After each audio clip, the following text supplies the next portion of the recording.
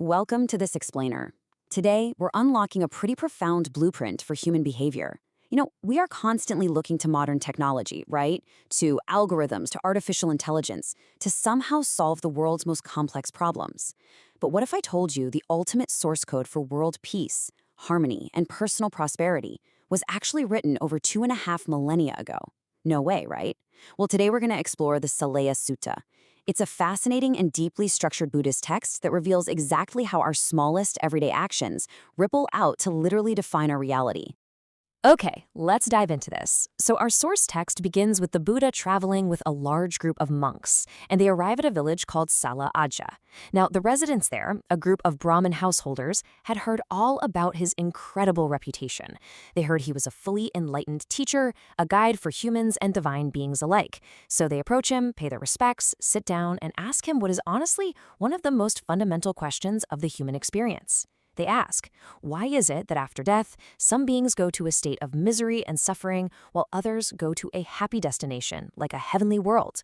I mean, it is the ultimate question of cause and effect. To answer this, the Buddha provided a highly structured roadmap. First, we'll look at this timeless question. Then we'll break down physical actions, verbal actions, and mental actions.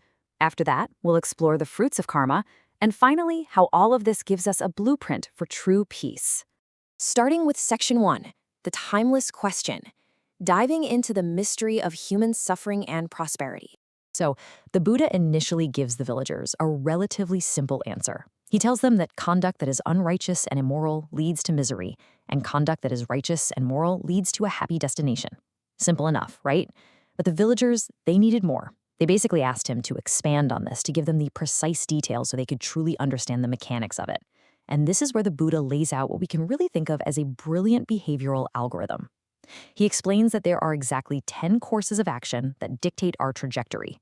It's like a giant puzzle, and these 10 actions are divided perfectly into 3 vessels: 3 actions performed by the body, 4 actions performed by speech, and 3 actions performed by the mind. And this exact structure is what we are going to decode today. Let's look at Section 2, physical actions. This is the body's code. Now, what's really interesting about this is how the Buddha contrasts the destructive path directly with the constructive path. Think of the unrighteous physical actions as heavy, destructive inputs. First is killing. The text literally describes a person who is cruel, bloody-handed, and lacking any mercy for living beings. Second is stealing, taking the wealth or property of others that wasn't given to them, whether it's out in a village or a forest. And third is sexual misconduct, which means violating boundaries and causing real harm in relationships. But then, look at the righteous path. It isn't just about passively not doing these bad things.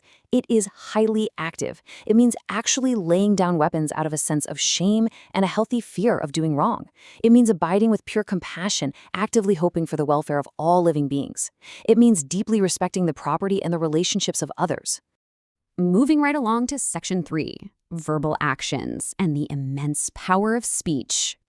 If physical actions are the hardware, our speech is the network we use to connect with everyone else. And honestly, in today's era of constant digital interactions, these ancient guidelines are more relevant than ever.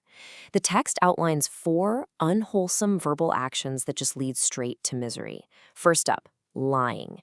The Buddha specifically uses the example of being called as a witness in a court. If you don't know, you say you know. If you didn't see it, you say you saw it. Basically, you intentionally speak falsehoods for your own sake, for someone else's sake, or even just for some small material gain. Second is divisive speech. This is hearing a rumor here and repeating it over there specifically to break groups apart.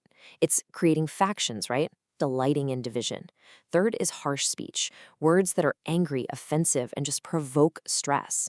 And fourth is idle chatter. That's speaking at the wrong time, saying things that are untrue, unbeneficial, or entirely without substance. I mean, just think about how much of this we see on the internet every single day. And this brilliantly illustrates the solution. By abandoning those destructive inputs, we activate some incredibly powerful constructive ones. When a person abandons divisive speech, they actively reconcile those who are divided. They actually rejoice in unity and speak words that promote harmony. When they abandon harsh speech, they use words that are soothing, pleasing to the ear, and genuinely touch the heart.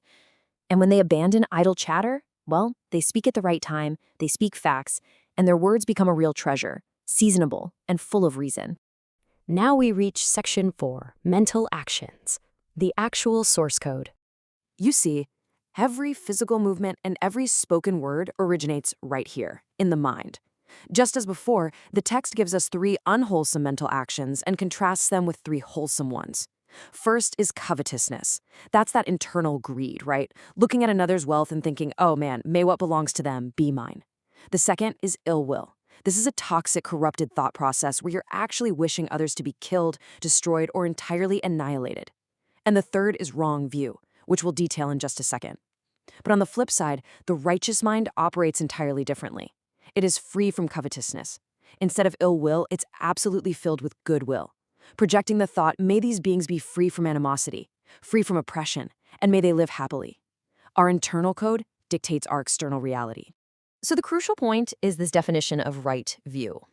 The text explicitly states that a person with wrong view believes that giving has no fruit, that good and bad actions have absolutely no consequences, and that there is no next world. But right view is the exact opposite. It is the foundational anchor for all good behavior. It's the profound understanding that our choices really do matter, that the gifts we give matter, that there are beings of immense wisdom in the world who have realized the truth for themselves. Without right view, this entire algorithm of ethical conduct completely falls apart.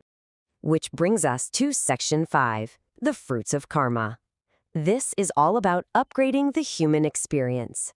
So what actually happens when you program your life with these 10 wholesome actions? Well, the Buddha doesn't just list the rules. He explains the extraordinary results of following them. He maps out this incredible progression of positive outcomes based on the purity of your conduct and your aspirations.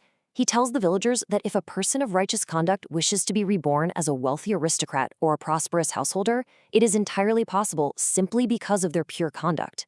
But it goes way higher than that. They can be reborn into the sensual heavens, like the realm of the 4 great kings, or the Tavatimsa and Tusita heavens. Beyond even that, their righteous conduct can propel them into the elevated Brahma realms.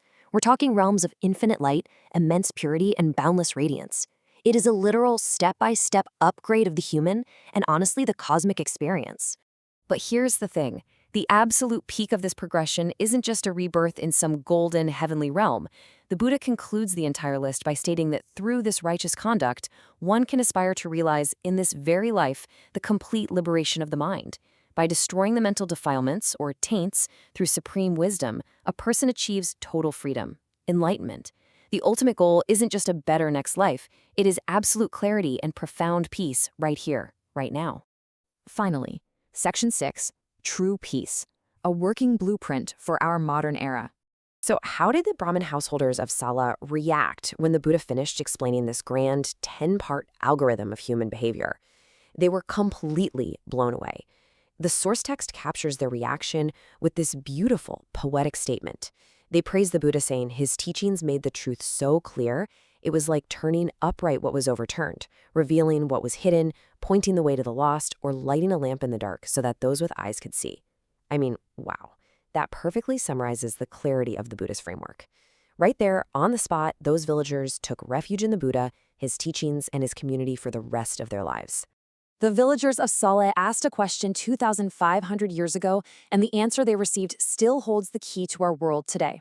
The Saleyyaka Sutta shows us that peace is definitely not an accident. It is a direct, algorithmic result of our physical, verbal, and mental inputs. Every single time we choose compassion over cruelty, truth over division, and goodwill over greed, we are quite literally rewriting the code of our reality. So my question to you is this: how will you program your physical, verbal, and mental code today to create world peace?